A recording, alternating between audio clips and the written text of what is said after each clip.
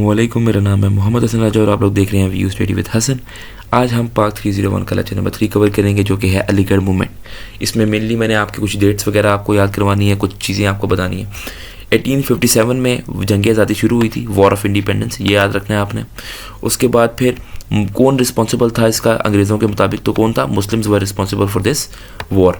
वो वॉर हम हार गए, जिसके नतीजे में अंग्रेज़ों ने बहुत पनिशमेंट मुसलमानों को दी, बिकॉज वो मुसलमानों को इसका जिम्मेदार ठहराते थे, जिसकी वजह से मुग़ल रूल जो है वो ख़त्म हो गया और हमारे पास ब्रिटिश क्राउन के अंडर सब कॉन्टिनेंट यानी बरसगीर आ गया।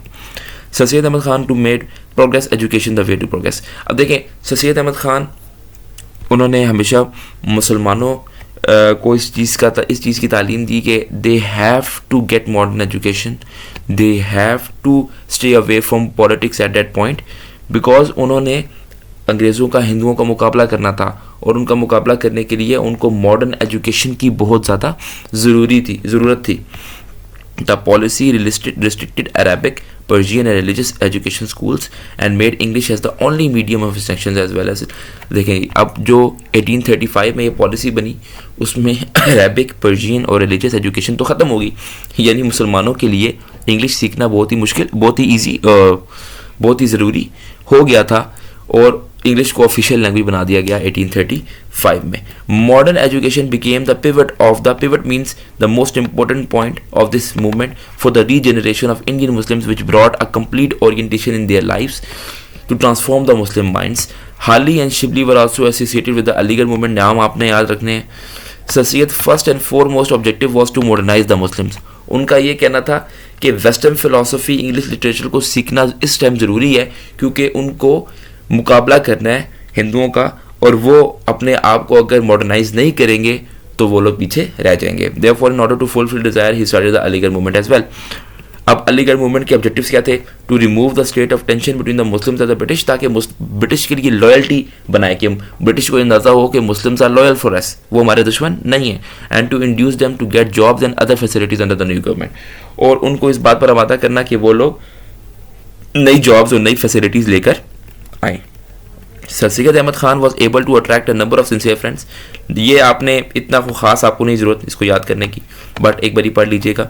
इंग्लिश प्रोफेसर्स कौन कौन से थे इसमें? तो बेच, मॉरिसन और लेलेगन, आर्लैंड कुछ थे जिन्होंने कंट्रीब्यूट किया अलीगढ़ कॉलेज की बिल्डिंग में। Sir Syed Ahmad Khan launch his educational movement. Gulshan school in Moradabad कब खोला था उन्होंने? 1859 में। विक्टोरिया स्कूल इन गाजीपुर कब खोला था उन्होंने? 1863 में। साइंटिफिक सोसाइटी उन्होंने कब कायम की थी? 1960 में। इसी तरह मोहम्मदन एंग्लो ओरिएंटेड स्कूल 1875 में। ये कुछ बहुत सारी डेट्स हैं उनके स्कूल्स, उनके कॉलेजेस। तो ये जो मोस्ट इंपॉर्टेंट है वो ये है, मोहम्मद एंग्लो ओरिएंटल स्कूल जो है ये कब बना था? 1875 में। फिर ये कॉलेज बन गया कब? 1877 में। फिर ये यूनिवर्सिटी बन गया जिसको आप अलीगढ़ यूनिवर्सिटी कहते हैं 1920 में। मोहम्मदन एजुकेशनल कॉन्फ्रेंस कब हुई थी? ये भी आपका बहुत इंपॉर्टेंट एमसीक्यूज है।